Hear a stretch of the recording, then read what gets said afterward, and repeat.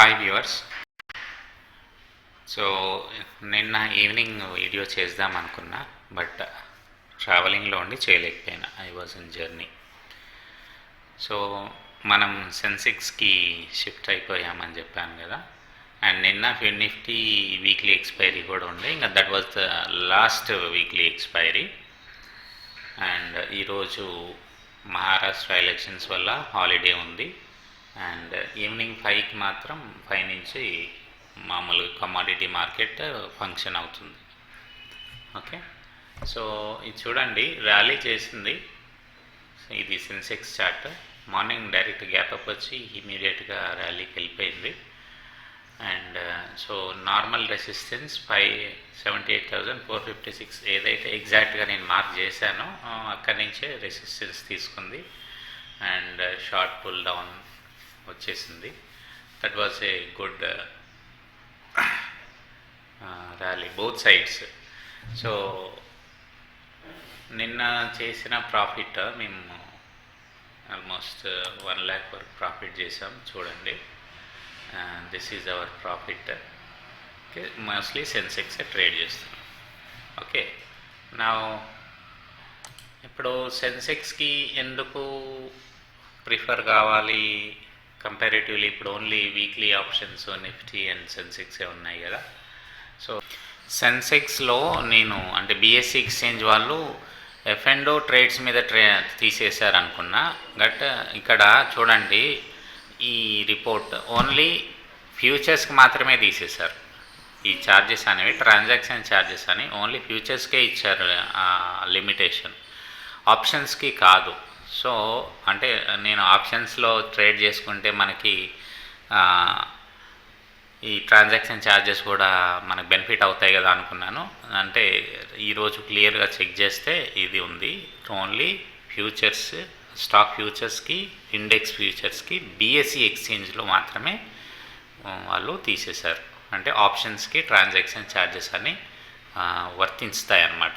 So నిన్న నేను by mistake options కూడా అనుకోని అట్లా ప్రీవియస్ వీడియోస్లో ఆప్షన్స్కి ట్రాన్సాక్షన్ ఛార్జెస్ లేవు అని చెప్పాను అన్నమాట. సో ఇదొక రీజన్. అండ్ కంపారిటివ్లీ నిఫ్టీ సెన్సెక్స్లో మంచి మూమెంట్స్ దొరుకుతాయి. ఏంటంటే మేము ఆప్షన్ బయింగ్కి ప్రిఫర్ చేస్తాం కాబట్టి ఆప్షన్ బయింగ్లో కొంచెం మూమెంట్ అనేది అవసరం.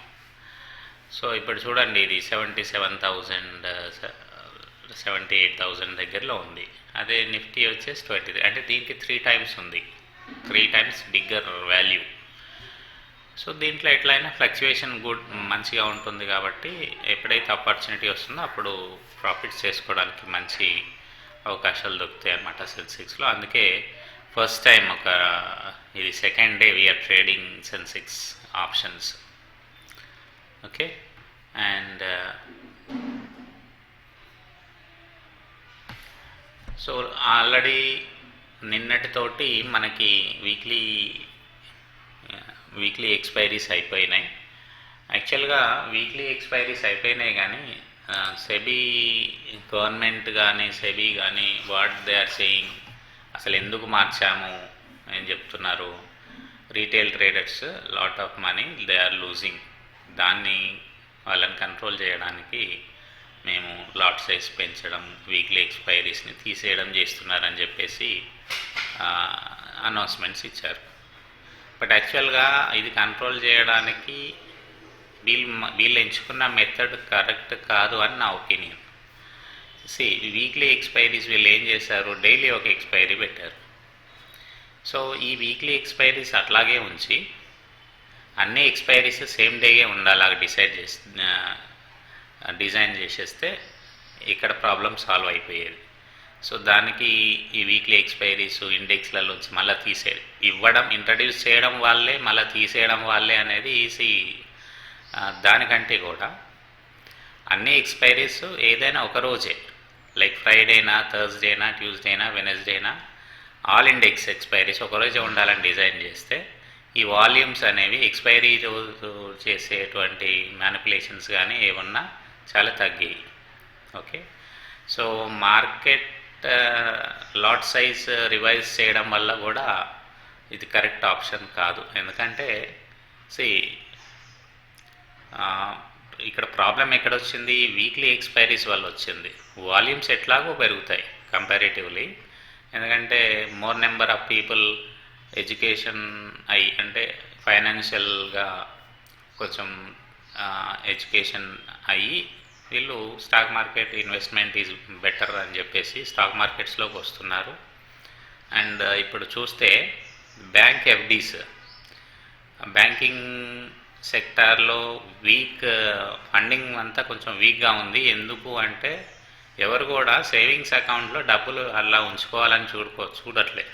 ఎందుకు చూడట్లేదు? సేవింగ్స్ అకౌంట్లో ఉన్న డబ్బులు వచ్చే రిటర్న్స్ వాళ్ళు ఏవైతే ఇస్తారో దానికి ప్లస్ ట్యాక్స్ కూడా కట్టాలి.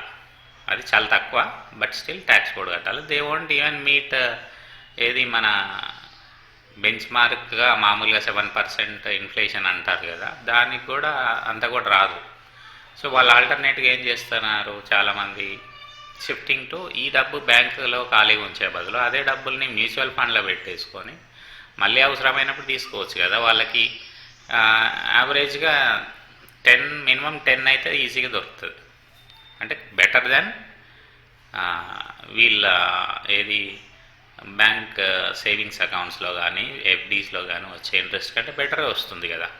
సో ఇలాంటి ఫైనాన్షియల్ ఎడ్యుకేషన్ అయిపోయి జనాలు చాలామంది ఓపెన్ చేస్తున్నారు, డీమ్యాట్స్ షిఫ్ట్ అవుతున్నారు, and they are increasing. Of course ఇది క్యాజువల్గా నార్మల్ గ్రోత్ అనేది ఎప్పుడు ఉంటుంది.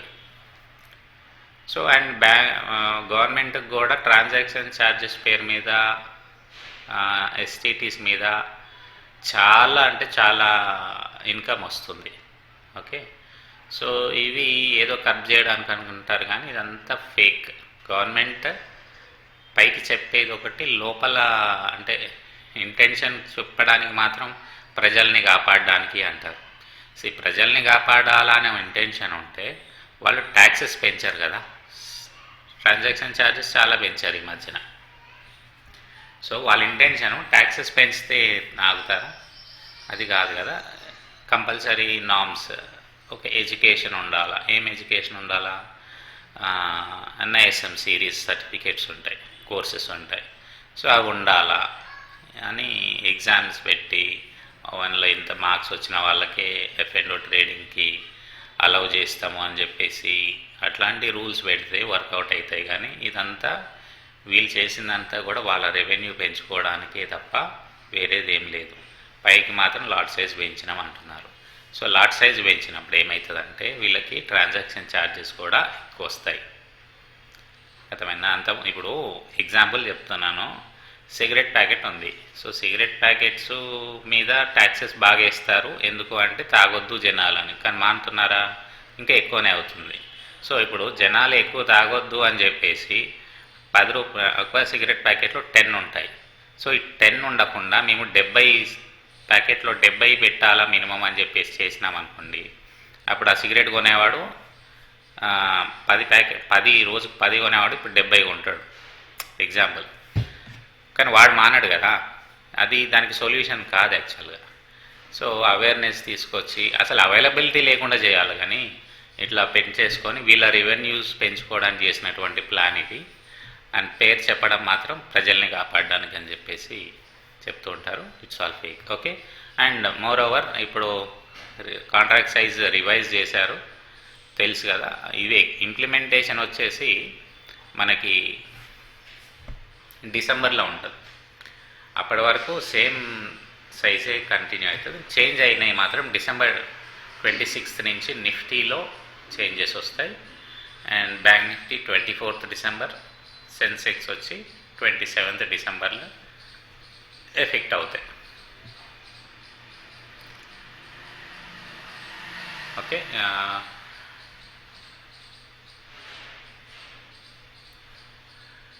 సో ఇవన్నీ డీటెయిల్స్ ఇచ్చారు.